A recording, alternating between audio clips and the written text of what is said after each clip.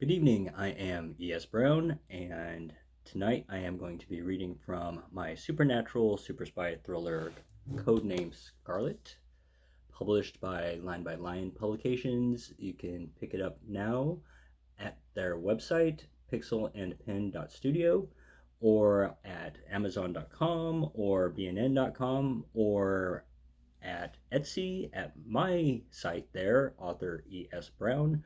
Also on my website, author.esbrown.com.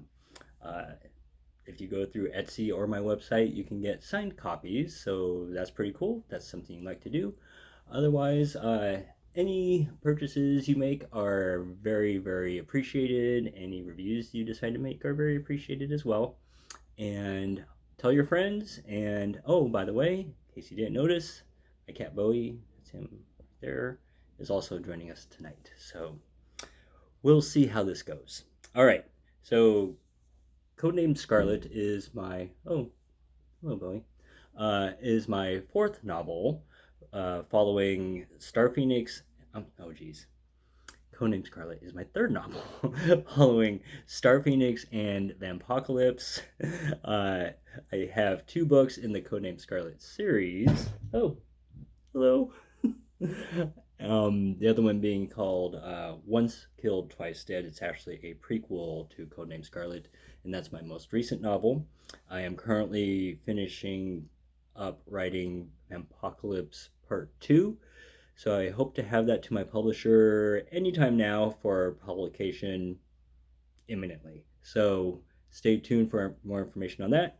But for tonight, again, I am going to be reading from Codename Scarlet. I'm going to just start off chapter 1. Bear with me, bear with my cat, and we'll see how this goes. So, all right, chapter 1.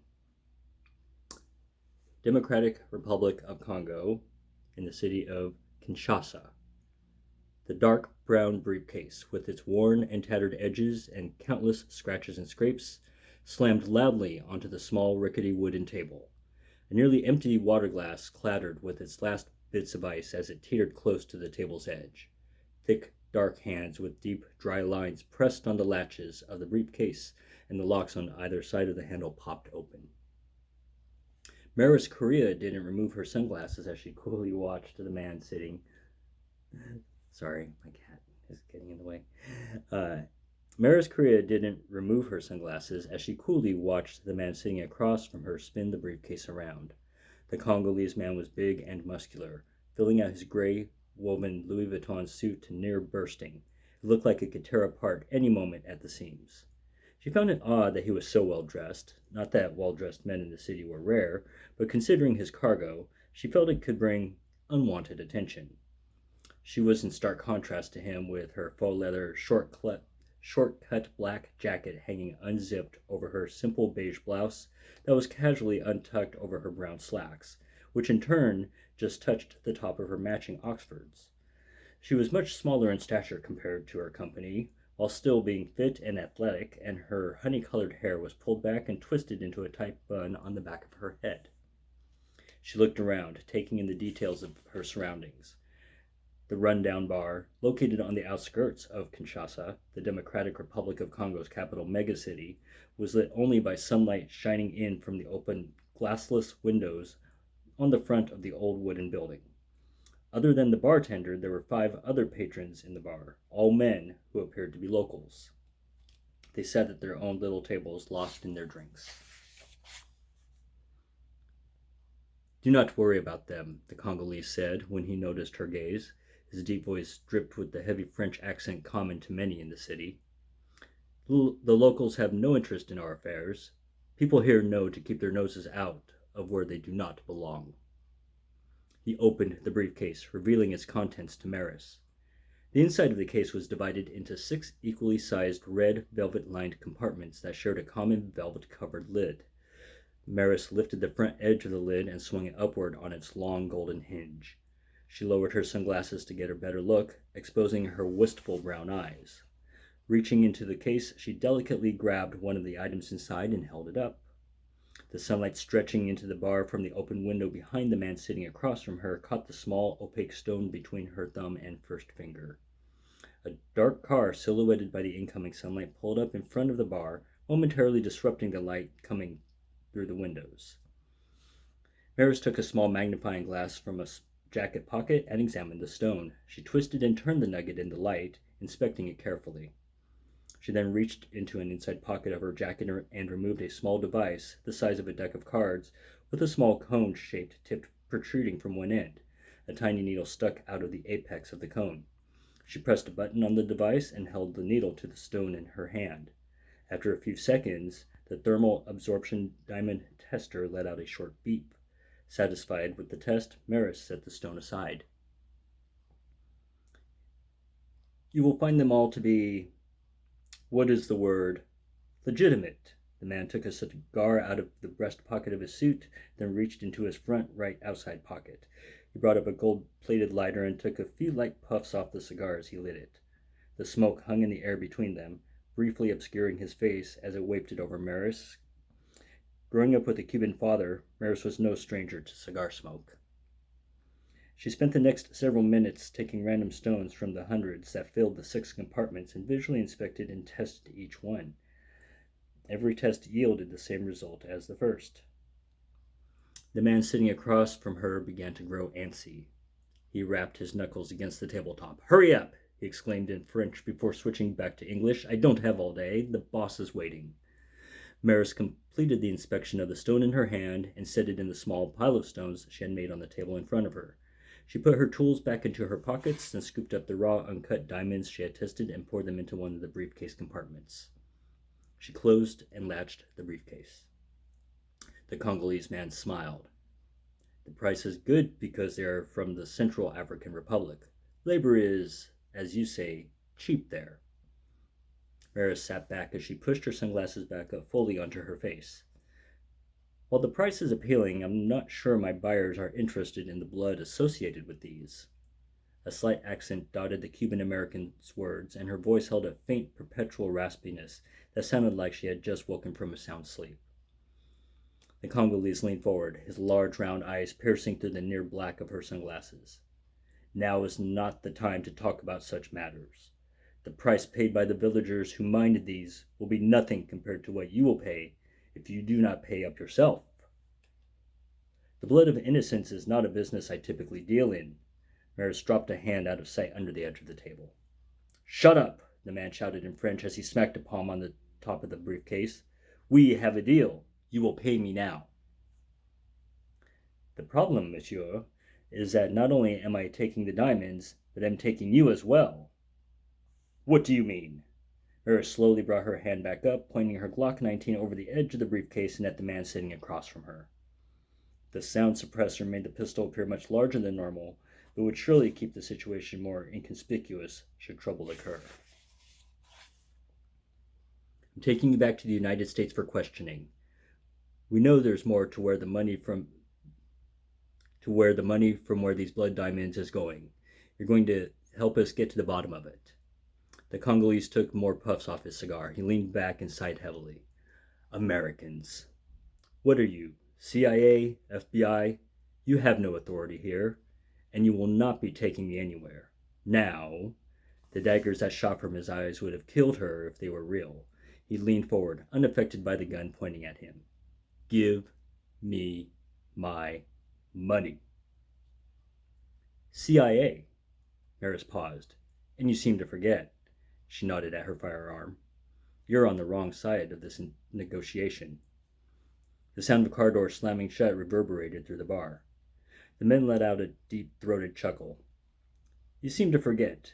You are not in America." He looked around the bar as he continued to snicker. Maris followed the man's eyes and glanced at the 5 other men in the bar.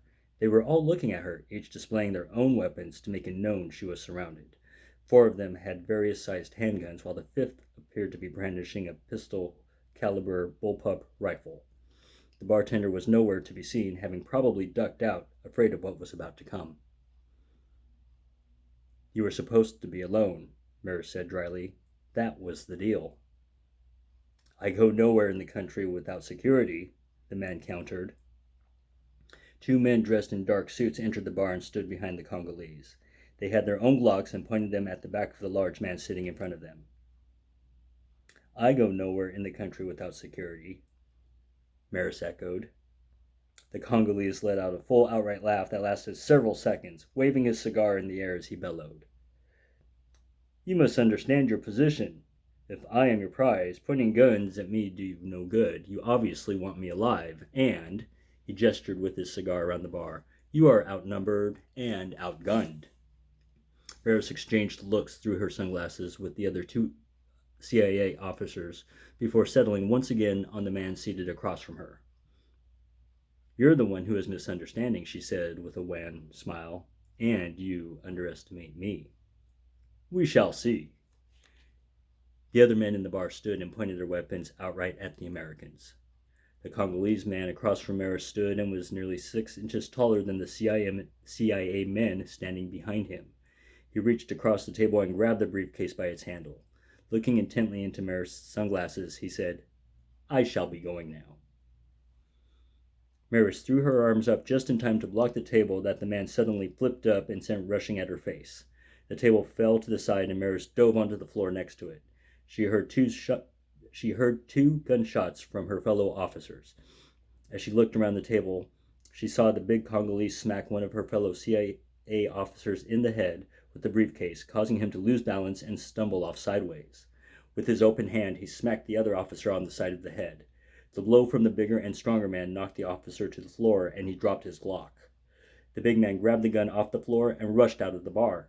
Maris thought she saw bloody bullet holes in his back from CIA gunshots, but the wounds didn't seem to have any effect or slow the man down.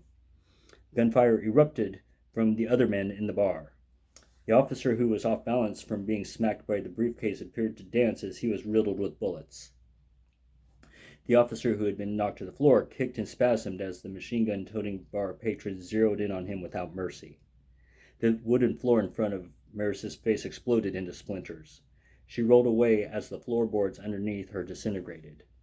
She cowered behind the flipped table that was lying on its side next to her, though she knew it would do little in the way of providing any real protection. Maris reached around to the small of her back and grabbed the fist-sized cylinder strapped there, yanked it away from its Velcro fasteners, and threw it into the middle of the bar. She shrunk behind the overturned table with her eyes squeezed shut as tight as possible behind her sunglasses and fingers pressed tight into her ears as the flashbang grenade detonated, emitting its 7 million candela of light and 170 decibel bang. Although she had the benefit of expecting the blast and having undergone training being exposed to flashbangs, the tinnitus still hit hard. Her ears barely registered the muffled sounds of gunfire as her opponents fired their weapons blindly through the bar. She ripped off her sunglasses, popped up over the overturned table, and took 5 shots around the bar with her Glock. Within moments, the 5 men fell, each struck either in the head or chest for Maris' well-aimed shots. Maris sprang to her feet and ran towards the bar entrance, barely noticing the bullet-ridden CIA officers as she stepped over them. She ran out of the bar, her ears still ringing, and looked left and right down the narrow street. The black mid-sized rental sedan, driven by her now-dead companions, sat in front of her, taking up nearly the entire width of the road. A local on a motorcycle was coming up from her right. She peered past the rider and saw nothing but empty road. Looking again to her left, she saw a few people on the opposite side of the street, and a group of a half a dozen teenagers on her side walking in her direction. Looking past the teens, she noticed more movement. A man running away in the distance. If he had been smaller, she probably wouldn't have noticed him past the movement of the approaching teenagers. He also probably would have been much quicker and thus much further along. But the hulk of his size slowed him down and made him easier to spot on the other side of the much smaller youths. She swept her hair away from her face, which had become loose and fallen during the melee in the bar, and raised her gun, but couldn't get a clear shot at the group of teens, who were oblivious to the situation around them as he chattered and joked amongst themselves, and didn't notice the weapon aimed in their direction. Lowering her gun, Maris looked at the black rental car in front of her. It was pointed in the opposite direction from her fleeing target. She immediately assessed it would take too much time to get the car turned around on the narrow street, but unexpected salvation cruised towards her in the form of the man on the motorcycle. She put her gun into the shoulder holster under her jacket and grabbed the unfortunate man off the motorbike as it cruised by, flinging him to the ground as the cycle skid onto its side. Without offering any apologies, Maris rushed to the bike. It wasn't light, but she was able to leverage her 5'8" frame and get the vehicle upright. Mounting it, she restarted the old 1970s brown and yellow painted street bike and sped down the road. The group of teens was practically upon her, and she didn't have time to swerve into the street, so she drove through them, forcing them to scatter out of her way. "Fucking bitch!" one of the boys shouted at her in French as she drove past. All Maris could hear beyond the tinnitus ringing in her ears was the high-pitched whine of the motorcycle. Her Congolese target must have suspected she was in pursuit because he looked back over his shoulder. She was nearly upon him when he turned part way and fired several shots in her direction, emptying the Glock he had picked up from her fallen fellow officer before tossing it aside. Maris swerved left, then right to make for a moving target, but a lucky shot glanced off the outside of her left eye. It was not enough to cause major damage, but it did give her a decent cut and caused her to wince. The bike wobbled as her body instinctively jerked before spilling her onto the open road. Thankfully, she hadn't been traveling too fast and was able to roll away, though she landed hard on her right shoulder, and the hit against the ground knocked much of the wind out of her.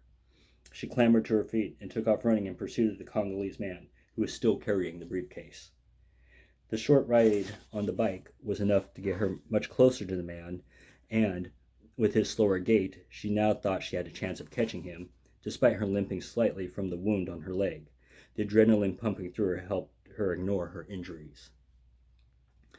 Being in a run-down suburb on the outskirts of the megacity, the street didn't have any other vehicle traffic at the time, but more people were milling about than there had been back around the bar.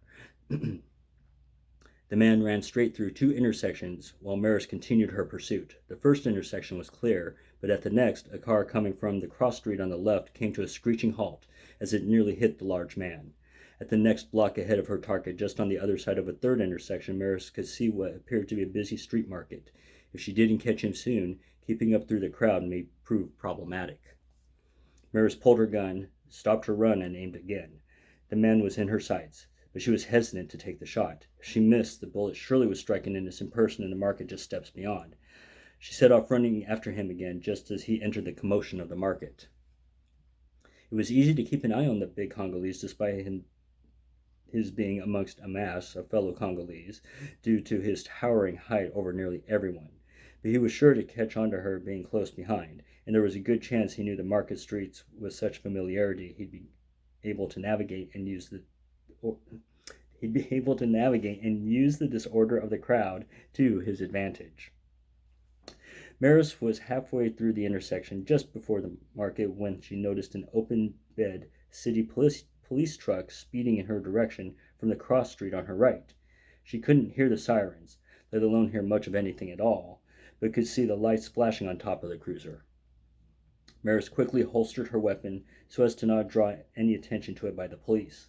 Then she pressed into the wall of people frequenting the market. The police car stopped in the intersection behind her, and two officers in their navy-colored police blues and black berets exited the vehicle and entered the market behind her. The market was not one for the claustrophobic. People were pressed against each other in front of a multitude of colorful booths and overhanging canopies that lined the street, their vendors selling a variety of food, art, and other various trinkets.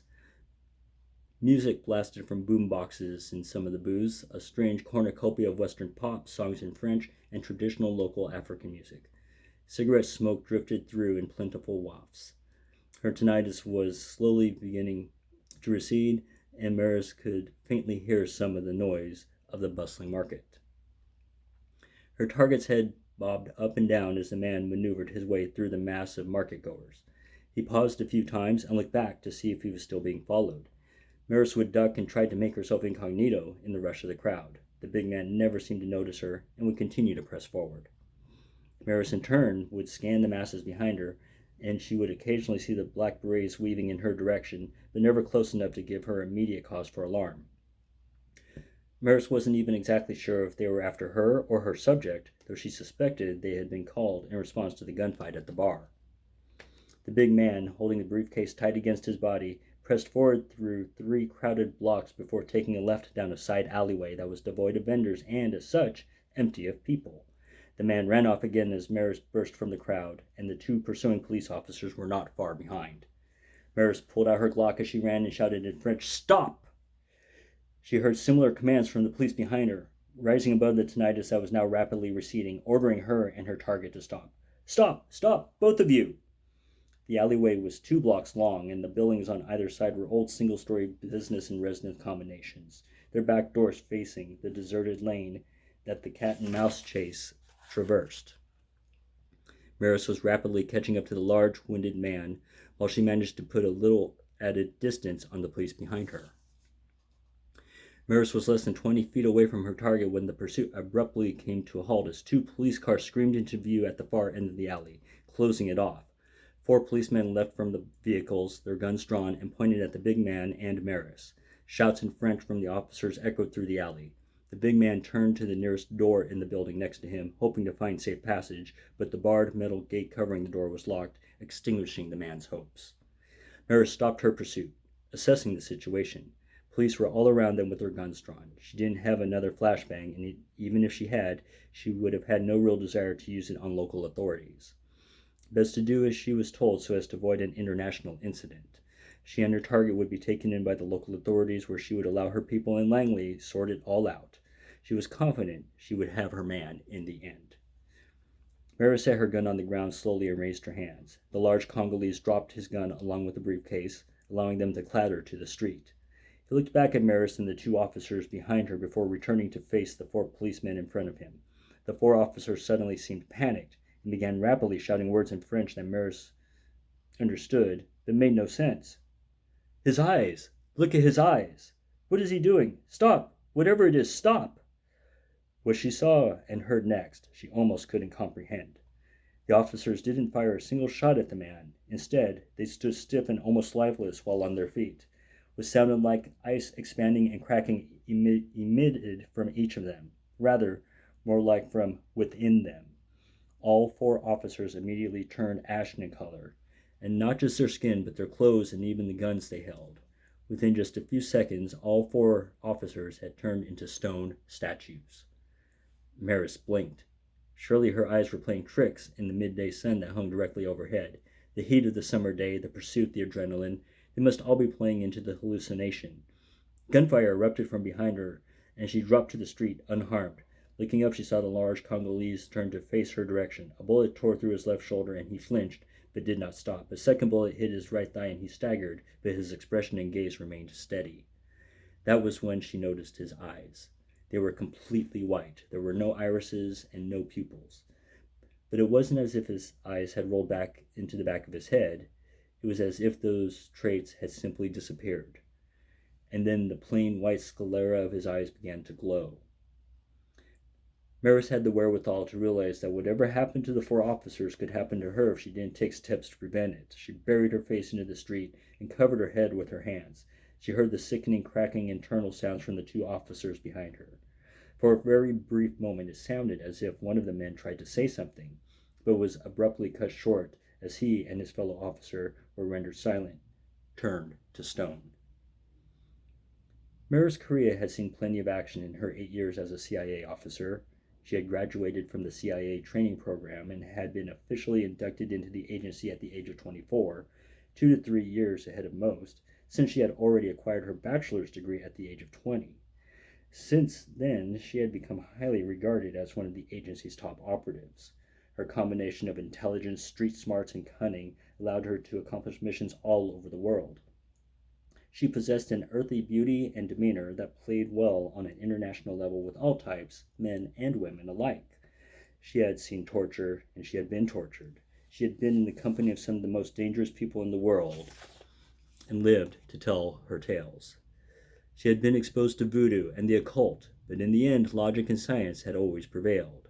But nothing compared to this. Heavy footsteps sounded next to her head, and she could feel the big Congolese man standing over her. But there was no way she was going to look up at the man.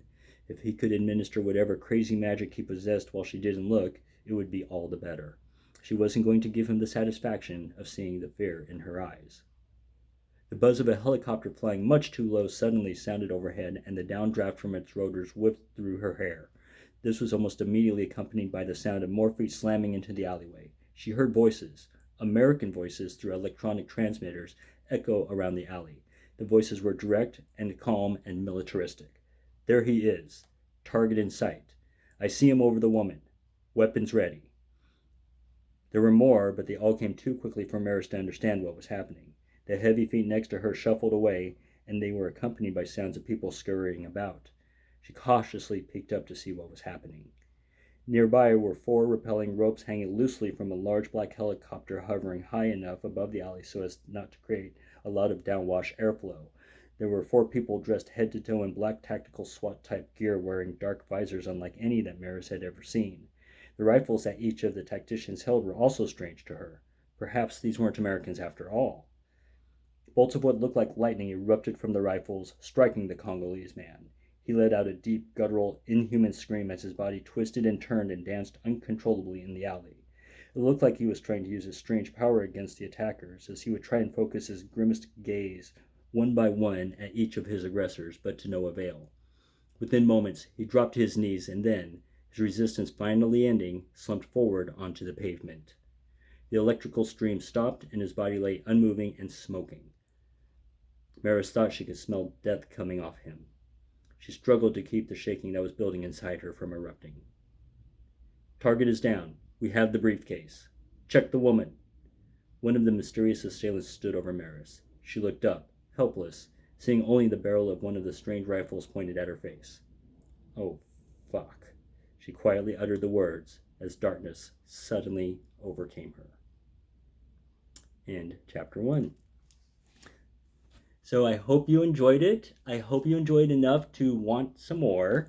Again, it's available pretty much anywhere. If you go to an independent bookstore, even better, you can ask them to order it. They should be able to get it for you. But yeah, just a couple little hiccups as I read through it. The cat disappeared. Thank you so much for joining me tonight. And maybe I'll see you again soon. Bye.